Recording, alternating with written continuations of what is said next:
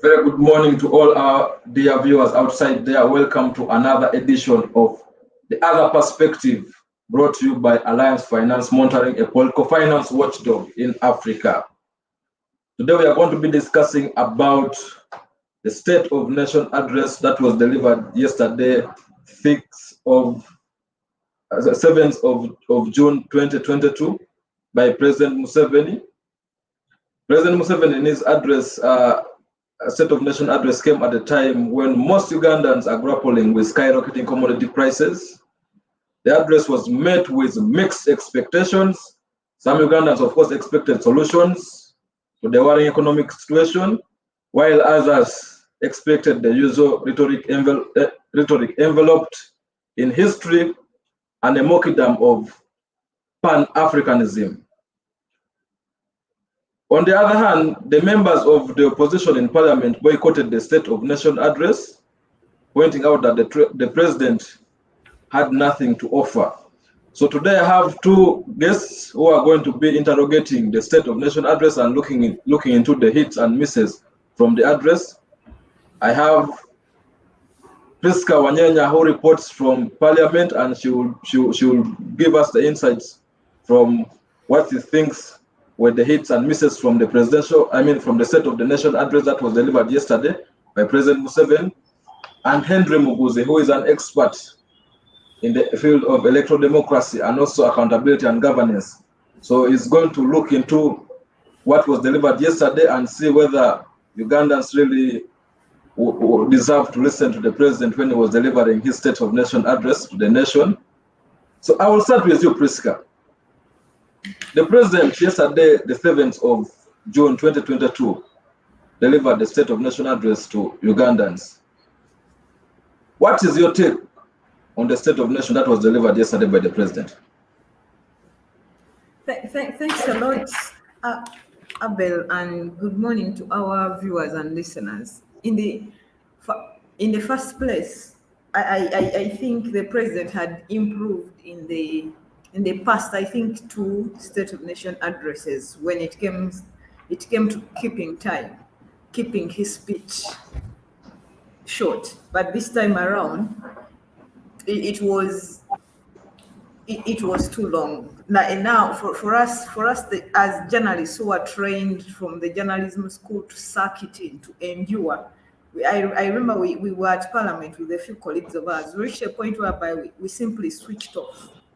So and I remember some time back when the president was giving those usual COVID speeches, addresses, Daniel Kalinacha, I think the MD of Monitor, wrote a commentary and told him that if you're ever going to give a speech, it should be 90 minutes, the exact time that the youths put up when they are watching a football match. I think he needs to be reminded about that commentary again. Which was too long. And of course, when you read through the speech, you could see it was written by him, and that justified the argument that the opposition had made as to why they were staying away, because they said, Mpuga said that the leader of opposition, that's Mathias Mpuga, said that instead of giving us the State of Nation address, he gives us a state of his feelings. So you could see his feelings written all over the speech. So from a journalist perspective, that is what I do not. I've taken long without listening to the president talk. I usually limit my listenership to budget and State of Nation, because I'm of a view that there is nothing new that he's going to tell me. So I even asked my colleagues that, is this what you endure when you're listening to his national addresses? They told me that is it. And so moving away from the lengthy speech, and one of the things that he missed out, I remember when he was taking oath for this term, that is last year in May, he bragged about going to fight corruption. And during his speech, I think that is only 1 year into his current term, he's lamenting about corruption. You remember he cited an example of the Chinese investor in Tororo who was swindled. He claimed he knows the people who swindled, but he doesn't know. He doesn't have evidence. So this sounded like a president who is hopeless about the monster of corruption. Partly, the monster he created himself, because he has been shielding this corrupt people for a very long time. So now he feels hopeless. And as someone who has always bragged about being a bush war hero, you imagine the war on corruption has been more intense than the war that he conducted in Luwero. So the hopeless nature of the president lamenting about corruption, not having evidence, and again he said he's going to speak to Xi Jinping to give him another investor without dealing with the issue that failed this current investor. I think the lamentation on corruption was disappointing on my part, and I'm very sure it was disappointing on many Ugandans. You and also get your insights. What's your take on the State of Nation address that was delivered by President Museveni Yoweri Tibuhaburwa Museveni? Thank you very much. Of course, Ndugu Tibuhaburwa just reminded us of what he is. The State of the Nation address was unnecessarily too long, but of course also evident of the man himself. I want to pick out a few things. Of course, when the state of the economy is being read, you would want to hear good news about the economy, where we are, and of course also if you've been, the last time you spoke to us was the year before. What has changed? And of course, quite a number of people expected the usual rhetoric, like you rightly put it, because you don't have to, having stayed with the man for 36 years, I think we know him only too well enough to sometimes even predict what he's going to talk about. Of course, he talks about the economy, and he flags it. In his view, the income per capita has grown to $1,046, and according to him, the country Uganda has now attained lower middle income status, because for you to be in lower middle income status, you should have a per capita income of $1,036. So Uganda being 1,046, we already $10 better. And of course, he says all we have to do is to sustain this over a period of 3 years. But of course, to the ordinary Ugandan, this sounds like music or folk tales, because the ordinary Ugandan touches his pockets and looks around himself, and he doesn't see the $1,046 the president is talking about. We are talking about an economy that is concentrated in the pockets of a few Ugandans, while a preponderant number of Ugandans still wallow in poverty, and others are in a very vulnerable economic state. Now, he talks about many other things. He wonders why we cannot tap into the market for milk, for beef, and he says he's committing to vaccinate so many cows. I think he says we need to vaccinate our cattle 30 twice a year, so that we can be able to tap into that market. But the one thing he doesn't seem to remember is that many of the people that are keeping cattle are doing so for prestigious reasons. Many of them have even given them names, Rugaju, Hambwaru. So they're not, we are not yet in that category where we are rearing cattle purely for commercial basis. Yeah, but of course, the idea of tapping into that market would be a good one. And then, of course, he talks about the irrigation we need and the solar panels that we are going to start manufacturing. That sounds rosy. He talks about corruption and sounds very defeated, which, of course, is the same song we've witnessed over the so many years. Remember, at one time he joined a walk against corruption, and then you wonder he's working against corruption, to influence who? Because as a head of state, he was to take action. Okay, that was interesting. Now, of course, now the Pineti deal, we know from what he shared that Pineti deal is still very much alive, and if you thought he had given up on it, he's just in half time, and when he comes back, he's going to show you where power lies. Of course, he talks about oil, and he thinks that constructing a refinery in Uganda would be a game changer. He talks about gold. I think he states that Uganda has over 320 million tons of gold. And then, of course, he castigates the Ministry of Energy officials, the Ministry of the technocrats, let me call it that way, who had taken him a deal. They had gone with an investor who was going to rip Uganda off. He was going to take about $12.3 trillion and leave Uganda with only 680 billion in the form of royalties. And Museveni is saying, no, this won't happen. He, of course, reminded Ugandans who had forgotten and started being tempted to think that he's going anywhere. He said he's here because he was brought here by God. And when a man tells you, I'm brought here by God, he's just falling short of telling you that only God can remove me from here. So if you thought that anybody else is going to come in anytime soon for as long as he's alive, you would be dead dreaming. He talks about commodity prices. Ukraine is going to speak to, of course, his foreign policy is going to speak to Putin. I think he's speaking with Zelensky and the other stakeholders involved. He does not.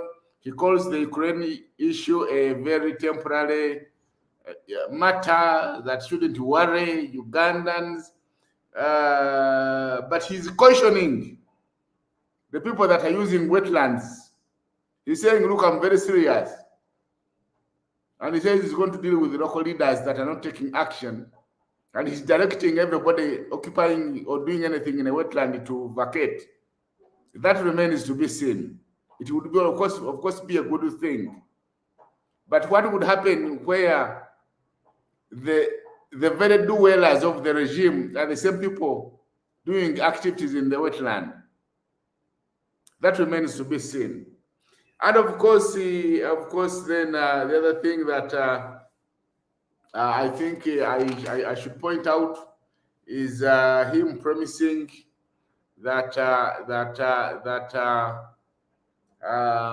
the GDP is going to improve, and that so he painted a rosy picture to Ugandans who are in dire economic state. You would not see solutions in his speech. To some of us who have been listening to him over the last 36 years, we had the same usual rhetoric. Good at talking, but zero action. When he's talking, you might think things are going to change tomorrow. If you had him speak last year, you would imagine the corruption won't be there today. And today, the same person pops up and he's lamenting corruption. I know them, but I cannot deal with them because I don't have evidence. For Christ's sake, deal with them because you are the president. So these are some of the things that I noted quickly. And I think the state of the economy, the state of the national address did little to inspire the people in need, the poor people who are being faced and brutalized. Maybe the other thing I should talk about is security. he speaks, I think he tries to justify the reason why the Ministry of Defense has been taking a lion's share of the budget, because he says it is security first, then the economy follows. It is not that economy first and then security follows. Security is a precondition to economic growth, and according to him, because of the amount of money, the vast amounts of money we've been spending in the Ministry of Defense, we are enjoying this security. But let me remind the president that you see it is wrong to interpret security as simply being a mere absence of war. Security means people should feel secure economically, socially, culturally, and politically. So it's useless for me to, you cannot sit on top of the tree and look at me down and think I'm happy, I'm secure, when I have nothing to eat, when my children have no school fees, when I don't have money to take my people to hospital. So you cannot speak about these things and say that security is absolute. There are very many aspects that go into security, and therefore security we cannot say because there is no war, or because we have armed ourselves to the teeth with guns, then the country is going to be secure. Security should not be interpreted in that narrow sense to mean merely absence of war. Back to you, Abel. Thank you, Henry. Priska, Henry has just been discussing about some interesting thing where the president said he's going to engage with other world leaders who are causing problems. For example, the Ukraine leaders, the Putin and those other, also engage other world leaders who are going to be discussing about how to scale down escalating prices, commodity prices. According to you, you listened to the address. Did he really give solutions to the soaring prices, commodity prices in Uganda? Because some Ugandans listened expecting for immediate solutions. In your own view, do you think there was any solution the president offered to citizens who are expecting to get solutions? Thanks so much, Abel. Of course, when I had the president cite the upcoming visit of Joe Biden with the Prince of Saudi Arabia, and he also cited the talks that the AU president held with Putin. To me, he appeared like somebody who has surrendered Uganda's economy or the issue of commodity prices to his other colleagues at the international scene, because there was no practical solution.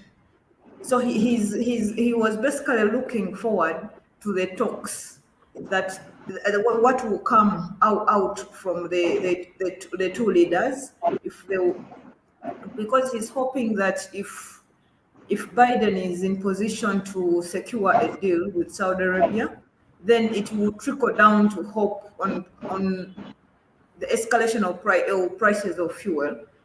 So he's basically relying on his counterparts, and there is no concrete solutions as him as the president of Uganda is going to offer.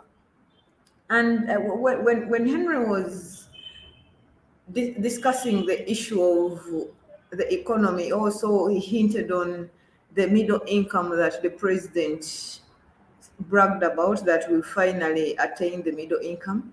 And I wondered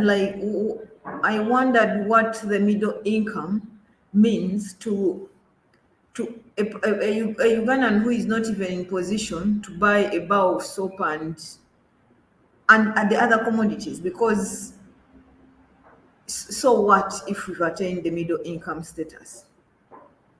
And on the issue of security that Henry also hinted on, He even said that the cattle rustlers in Karamoja should look into their hearts. I may not use the direct word, but it was something related to that. They need to condemn themselves as much as we condemn. And of course, the usual rhetoric of name calling them and everything. So this also looked at someone who is hopeless. You're basically relying on the conscience of the cattle rustlers, hoping that in case they check their conscience, they will withdraw their plans and come to the table and negotiate with you. And he also fell short of on the security issues, because there are many accusations that have been labeled against the UPDF in Karamoja. The issue of the missing cattle. Some of the Karamojongs think that some of the cattle are being stolen by the UPDF officers, and of course the UPDF has come out to deny the issue. But for a Ugandan who knows the history of the army, what they did in DRC plundering the gold and the resources, you are hesitant to believe the UPDF over the Karamojongs who have lost their cattle, because here are the people who already have a history of plundering resources. And when you listen to the Karamojongs talk, you really see there are these roadblocks and everything, but cattle is being still transported. So, and who are the people manning these roadblocks? Is the army. So he even fell short of hinting on that issue of the conduct of the UPDF in Karamoja. So it is going to act like an enabler for the UPDF to continue doing whatever they have been doing, because I mean, their commander-in-chief has not said anything. They will interpret that message as someone who is cheering them on about their misdeeds in the region. Thank you, President Henry. You just you discussed about the issue of lower middle income status, where the president said we have surpassed the required threshold of GDP per capita of US dollars 1,360. And if you ask a Ugandan, an ordinary Ugandan, that in your own pocket, do you have more than about 3.7 million Uganda shillings per month? Do you even earn 3.7 million shillings per month? Majority of them will tell you that is something those people have come up with their figures. But for us, right now we're even suffering with commodity prices. We can't even afford life. Then where is that middle income status coming from? Does it really reflect what is on ground? That's what I wanted you to elaborate more on. What it is reflecting is that it is not giving a true picture of what is happening on the ground. The truth is that you have a very young population. I think the youth aged 30 and below constitute about near 70% of the population. And those that are in working age, those that have left school are 18 years and above, are about 50% or upwards of. These members of the population are poor, unemployed, and very economically vulnerable, and they are the majority. So they tight their pockets and cannot find a penny. They cannot even afford a Rolex. And therefore, when you come out and say Uganda is reaching middle income status, then it beats the understanding of the ordinary Ugandan. The truth that must be told is that the economy is concentrated in the hands of a very small number of those people that are advantaged.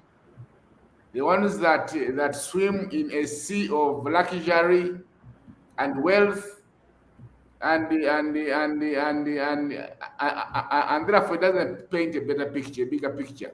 I think what the people would have wanted to hear are the plans of how do we get to have money to the pockets of Ugandans, of a bigger number of Ugandans, because money is not in their pockets.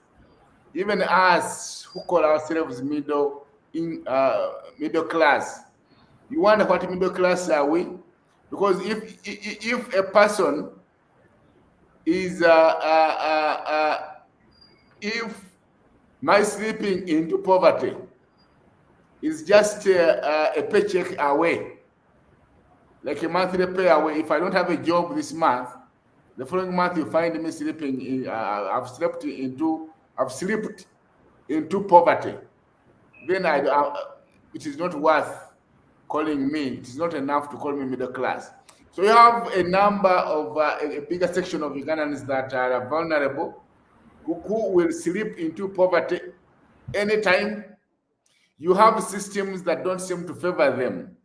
Okay, you look at the economics; it's not favoring Ugandans. The economy seems to the government policy seems to be favoring those investors who are not Ugandan. Now you look at the taxation policy. I have always wondered whether Uganda has a taxation philosophy, because it seems it's a few Ugandans that are being taxed to the bone marrow. Because you see, in countries such as America, they have tax philosophies. You have the Democrats who believe that you come in and tax the people more, the rich more, so that you generate money that can put up services for the poor. And then you have the Republicans whose philosophy is that you reduce the taxes so that the rich people can have more disposable income. When they have more disposable income, they will invest more into creating factories and industries and create more jobs, and more people will be employed, and that will help the economy. In Uganda, I don't know what our tax philosophy is. Now, that having said that, you look around the infrastructure we have. We have one of the most horrible infrastructure road networks, because the population has grown. Many parts of Uganda are becoming urbanized, but the roads, especially now, the National Development Plan had advised that every year government of Uganda should commit upwards of 5 trillion to road construction, 5.7 or 6 there. When you look at the budget of financial year 2022-2023, road construction has been allocated only 4.7 trillion. But of course, we remember also Bamugamede told us that about half of that money would end up being fleeced and siphoned by the very voluptuous and ferocious men and women that have made it their business to loot from government coffers. Now, so you get to see that how do you talk about a middle income status when you cannot do this? You look at the capital city of a country, the road network we have, the dust that has become commonplace, the road network itself, the traffic jams and so on. So you don't get to see that the country has gone. The country is ascending into middle income status. But hey, this is what we've been told. He's told us that we have to wait to maintain this status for the next 3 years, and then we shall be announced to have entered lower middle income status.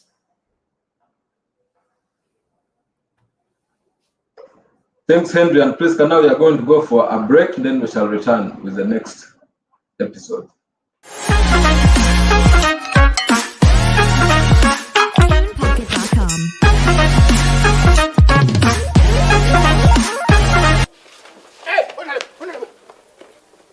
Hey, why are you running? That's sense of crops. When are you leaving my house? I think just give me 1 month. Huh? Just 1 month. I strategize and when I'm able to relocate my family. My dear, I have given you more than enough time. I need my property. Exactly, but Yes. but just give me like 1 month. I find means of relocating my family because right now I don't have. I'm not very stable. So your problem is relocating your family. No, I need to relocate them, but also of course more time. That The can idea be- is that can give be me more handled. time. Don't worry.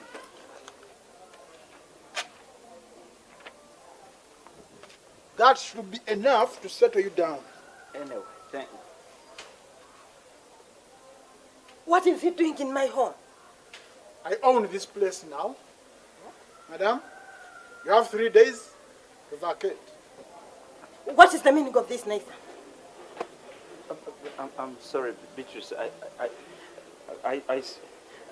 I've sold this house. Without my consent? No.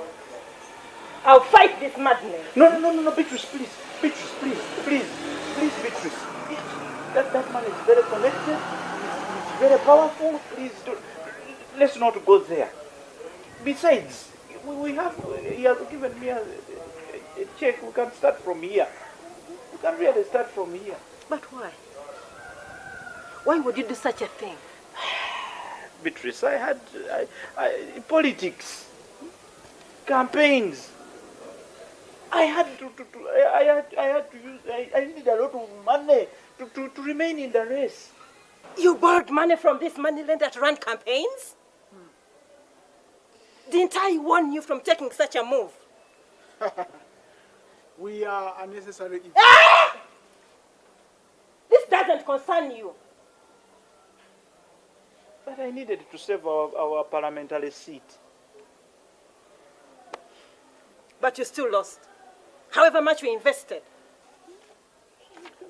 Let's start from We are worthy 5 million? Only? Hey, Beatrice, Mana. In politics, you fall and rise. You fall and rise. You can lose an election. So you believe you will rise again? Yes, I can win again and become a parliamentarian and put my life back together. Will you write another one? Hey, Beatrice! Please, Beatrice!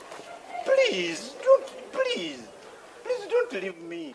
Leaders like these are highly susceptible for political corruption and will not be service delivery oriented.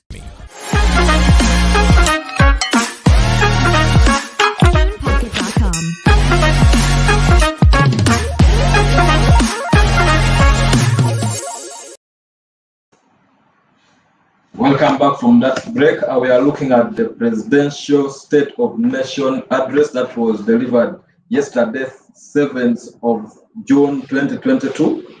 Before we went for a break, Priska and Henry had hinted on the issue of corruption, so I want to bring them back and get their views on corruption. We know that on the menace of corruption, the president sounds defeated, and last year, again, when he was delivering the State of Nation address, he narrated eloquently that he knows where corruption starts, how it progresses, and where it ends. Even this time around, he has maintained that he knows corrupt people frustrating investors. What does it, Henry? I want to bring you on board on this one. What does this mean on the president's commitment to the fight against corruption? Because he knows the people, he knows where it starts, how it progresses, and how it ends, according to last year's State of Nation address.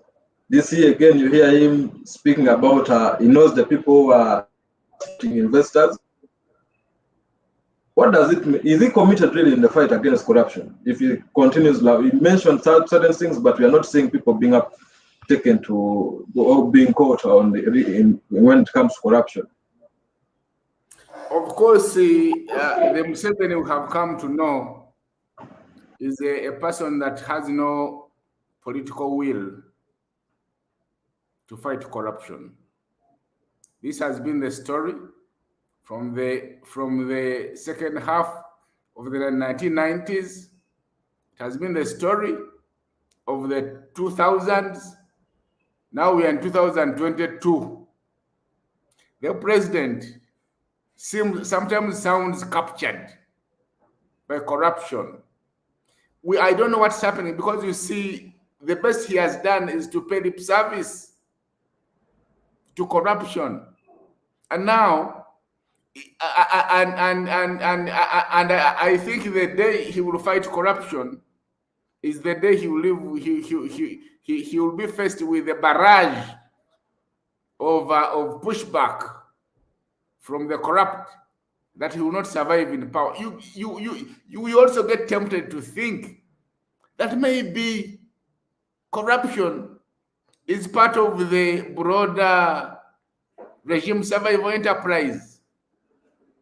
Maybe corruption, the proceeds from corruption come back to finance the stay of this president in office. The president has done lip service. The president has been protecting the corrupt, because at one time, I remember the former IGG, the Justice Mulyagonja, said that she has tried to chase the corrupt, but whenever she chases them, they run into State House and hide there. And when they reach there, they are protected. The same scenario happened with the former IGG, the Justice Mwonda, Faith, and the others that came before them. So you begin to wonder, because you see, it does seem that corruption is part of the regime survival enterprise. The whole infrastructure, the whole choreography of regime survival, I think, rotates on corruption.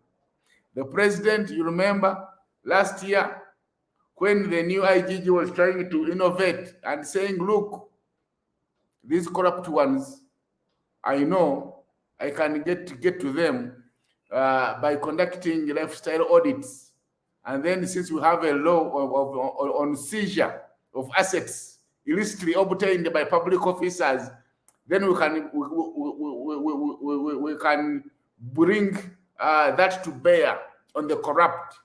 Because the truth must be told, this country has suffered a lot from the wrath of the corrupt, the people who have looted this country dry. The president sounded powerless, as he always, telling us that if we want to fight corruption, it cannot happen in his lifetime. If we want to fight corruption, it cannot be him. The president, remember, he advised the IGG to go slow on the lifestyle audits. What would you do if you were the IG? So, but of course, the president then said, he brings an example, and Priska alluded to this, of the Chinese who had come here to invest in a fertilizer industry, and then he says that Chinese investor landed into the very hungry den of hyenas that looted him dry, and he says he knows them, but he does not have enough evidence to deal with them. Look, Mr. President, the menace of corruption, the epidemic of corruption, is not only in Uganda. There are nations that have successfully dealt with it. So it is not something that is insurmountable. The menace of corruption, countries have done it. You see, when it comes to corruption, you don't have to get evidence, because where will you find it? Corruption is always concealed.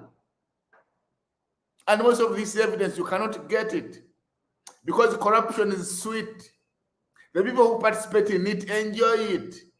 They want to protect themselves. So who is going to come and give you the information or testify in a court of law? So what other countries have done is that the moment it transpires publicly that your integrity is wanting, there is no reason why you should be maintained in that public office. If it's a minister, drop them. You don't have to wait for evidence. Drop them. Because you see, you can never get smoking gun evidence. That won't happen in corruption. If it's a public official, a technocrat, do not renew their contracts. But what we have seen is that the looters, the men and women who champion the looting machine, are the ones that have been maintained in political office. They get public. They're the ones that get publicly appointed. When it comes to elections, they have the monies to spend around and get elected. If it's technocrats, it's those that just a few. The Kazindas of this world are a few, and these become collateral for collateral damage for the others that have looted the country dry. So the president has just told the country, like he has always done, that look, guys, if you're looking for someone to fight corruption, it is not me. I cannot fight it. I am captured by corruption. And of course, he leaves us no room but to imagine all sorts of things, including why is the president protecting them? Why are they untouchable? Everybody knows who they are. Go around and ask, they'll tell you that apartment building belongs to so and so, belongs to so and so. This is where they got the money from. The people know these things. The investigators know these things. But when they get to be cornered, the thieves will run and retreat into State House. Chase them from there. But obviously he can't. All he can do, the State House has become refuge for a place where the corrupt seek refuge. They are well connected. And of course, they are also part of the do-wellers of the regime. And therefore, if we want to fight corruption, from what I learned yesterday, and which confirmed what I have known over the years, that Mr. Museveni has no power, no capability, to fight corruption. If you want to fight corruption, you are going to have to expect another leader to do so. Back to you, Abel. Thank you. Priska, you've just had Henry share his school of thought that the current regime does not have the political will and also the commitment to fight corruption, and that corruption has just become an enterprise for regime survival. Do you subscribe to such school of thought?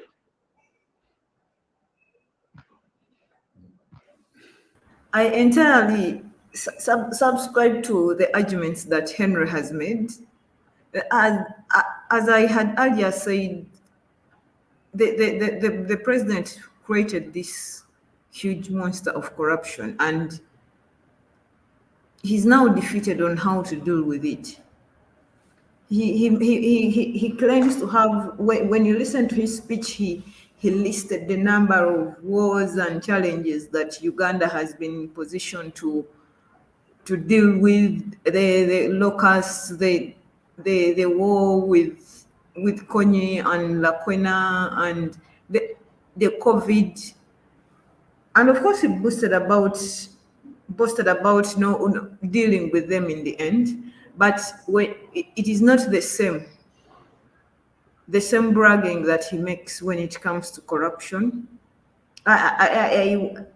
If it is not for his pride and ego, perhaps he would have come out and said that he is defeated and therefore needs, because he has done almost everything possible, bring a number of legislations to do with corruption, form the numerous agencies, but corruption doesn't seem to go.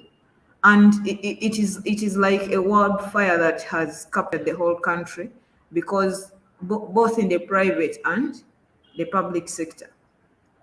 So he is hopeless about it, because if he's to move out to go and catch the people who are corrupt, it will be the people, those around him in the first place, that are going to be held before you stretch out. And it has reached a point where the corruption seems to be fighting it. It's a threat to his seat as a president, to his power, because he doesn't know how big the problem is, and he hasn't made up his mind on what to do, because on the other hand he's lamenting about the corruption, and in the same breath he's cheering on, asking the IGG to go slow on those people, because his argument is as long as they invest the loot within the country, that is good enough. And so it is something that the president has failed to address totally, and I don't think there is any Ugandan out there who should hope that the president is going to address it. And when you look at the challenge of corruption, it will be hard for even the coming leaders to deal with it, because it's now deeply engraved in the institutions. The corruption is mixed up with the oxygen we breathe. You cannot now separate it. It has become a norm in life. And when you look, why I say it's a norm in life, because when you see someone being cited for being corrupt, if that person is your relative, the argument that people will usually bring up is being witch hunted. And then we begin asking, although we will give examples of people who have been cited in corruption, we say, how comes this one got away with it? And we tend to argue that he has only stolen 10 million, but this one stole 6 billion. So that is why I think it is within our oxygen as a country. And I would like to stretch further and look at the legislative agenda that the president cited in the coming session of Parliament, the second session. He is proposed to table about 63 bills, and one on top of those bills is the UPDF amendment bill. I have not seen the contents of the bill, but rumor around it is that they are trying to amend in that for a soldier does not have to resign from the army for them to engage in active politics. I'm putting a disclaimer that I have not seen the contents yet, but that is something that we need to look out for. And the workers, the employers seem to be going to benefit, because there are 3 legislations to touch on the employment, the amendments in the employment bill, the workers' compensation and occupational hazards. And of course, we've been lamenting about the issue of the labor industry in Uganda. And there are some people who think we should stop using the line of Uganda has cheap labor, because it gives room for investors to start exploiting people. Because if you say cheap labor, it means you can give them even what is below the market price or anything there. And you remember when Parliament passed the employment bill, and there was a clause on minimum wage. The investors rushed to the president and told him that if you sign this bill, it is going to destroy the employment sector, because we are not going to be in position to pay that money, which the president, a lie that the president fell for. I do hope that they are going to deal with this, the minimum wage, but I have limited hope on it, minimum wage being a thing in the coming. One of the bills that I'm also looking forward to is the health insurance, the national health insurance, because it has been on and off. I remember the last time in the 10th Parliament, the Minister Achen had moved to withdraw it, and Parliament, the MPs rejected and said, no, we have to go ahead with it. And they even passed it in her absentia, but the president refused to sign it. So it is one bill that I have so much hopes in to deal with the issue of health financing, because when you brag about the the middle income. There are consequences that come with Uganda attaining middle income. It means some donors are going to withdraw some funds, because there are some funds that are earmarked for low income countries. So the moment you attain the middle income, these ones pull out and go and concentrate on, and you know for a fact that our health sector is majorly funded by the international donors, and have been calls from mostly the US embassy calling on government to shoulder the burden of funding. So as much as we are the government is cheering on the middle income, are they prepared to shoulder? Because the donation and grants are not going to be the same. And I've seen our time is almost up, and the issue of the coffee deal of Pineti, of course, the president finally came out and admitted that Pineti was clueless about coffee sector generally. Because that has been the talk around. People have been, the players in the coffee sector have been saying, what experience does she have to take on this business? And of course, he's saying he's the one who brought her on board. We are having a clueless Pineti going to manage a huge sector. Then I do not know the president's experience of trade. I do not know it.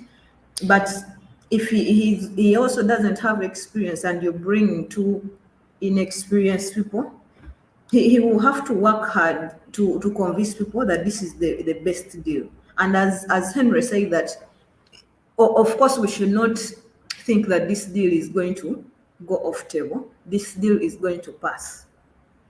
So we already understand that the opposition has demanded for the Hansard, because as much as Parliament recommended for the cancellation, there were other talks that Parliament had called for the review. So those are the two sides that are clashing.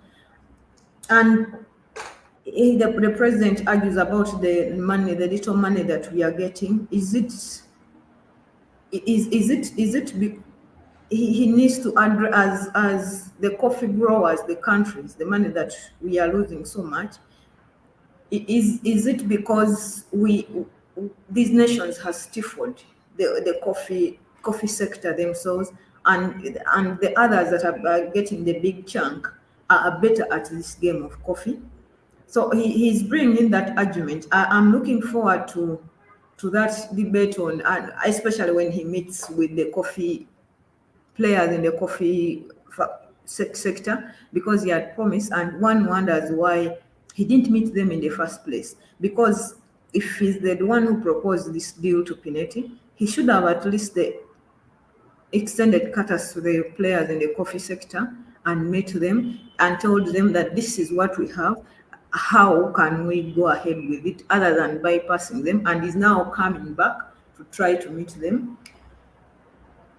So basically that's all. I'm now looking forward to what is going to happen in the budget speech that is next Tuesday. Of course the budget is already known, and as usual we do not expect anything new. But I'm sorry about that. But one thing about when I was talking to Abel before the show, he was telling me about the issue of the scandals that are happening in Parliament. And I can tell you that for a number of years, when it comes to discussing the budget of Parliament, journalists are usually locked out. You see, even the budget of State House is placed right at the table. You scrutinize it and see.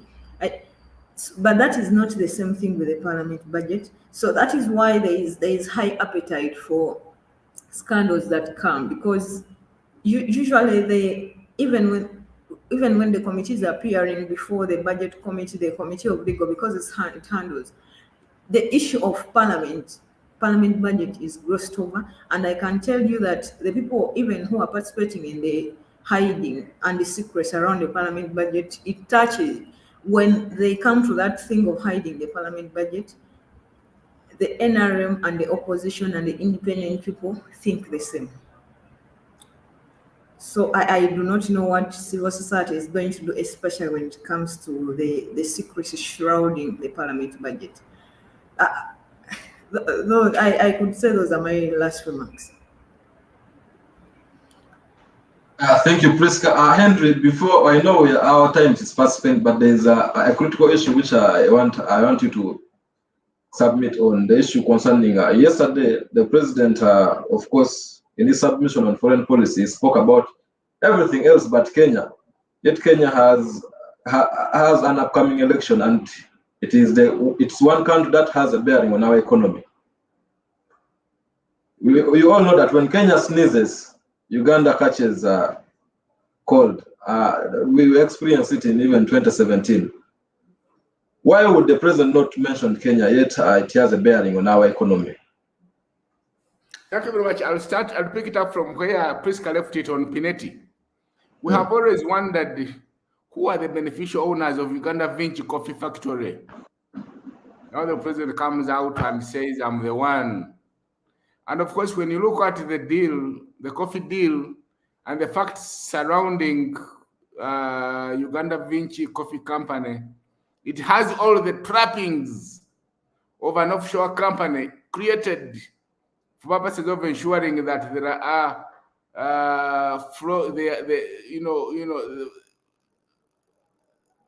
there are flows of finances from the country to another to outside of it through this very company, because there is no investor that will bring their money here and they don't repatriate the profits.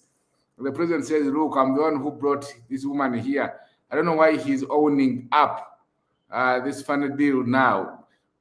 Going back to your question, the president spoke about foreign policy, spoke about that. He included the happenings in Ukraine and Russia. He spoke about the Great Lakes region, but he never mentioned Kenya. The question is, why would he not mention Kenya? Because even the fuel we're talking about, that you are praying that Biden convinces the Crown Prince of Saudi Arabia to increase the quotas they pump into OPEC, through OPEC. That fuel travels through Kenya. And of course, we have seen in the past the president hobnobbing with the Ruto, who now is on the opposite side of the incumbent president, who is supporting the opposition candidate. Is the president taking sides? Is the president thinking that Kenya is too hot a topic not to handle now? Let me continue studying. Why did the president not tell us what the plans are in place should the uprisings, the chaos that happened in Kenya in 2007 repeat itself? I don't know. But I think that that there's something we need to probe. There is a story behind that story. Things not just happen. He did not just forget about Kenya. He has not forgotten that Kenya is so important to Uganda. And like you've said, when Kenya catches a cold, when Kenya sneezes, Uganda catches a common cold, because the two are Siamese twins in terms of the dynamics of the economy. But I think, and of course, Kenya is going through an election period, and of course, I think the president just doesn't understand, doesn't want to be seen to be getting into the dynamics, the hot politics of Kenya for now, and of course, we will continue to study why he did not do this, because I don't want to draw conclusions. I am being tempted to make a conclusion, but I don't want to draw it now. Hopefully at a later date, I should be able to tell the people what this could be about. But it's a point of interest. Why would he speak about the rest of the Great Lakes region and not mention Kenya? Back to you, Abel. Thank you, Henry and Priska, for your views, and also thank you for all our viewers outside there. It has been a great pleasure having all of you. This is The Other Perspective. It runs every Wednesday from 11 to midday East African time. We meet again next week, but please keep following us on all our social media platforms, on Twitter, Facebook, and YouTube, and also LinkedIn. We are available. Let's continue with the discussion on all those social media platforms, and we shall also be retweeting and responding to some of your views on as you share with us. Thank you. Have a blessed day.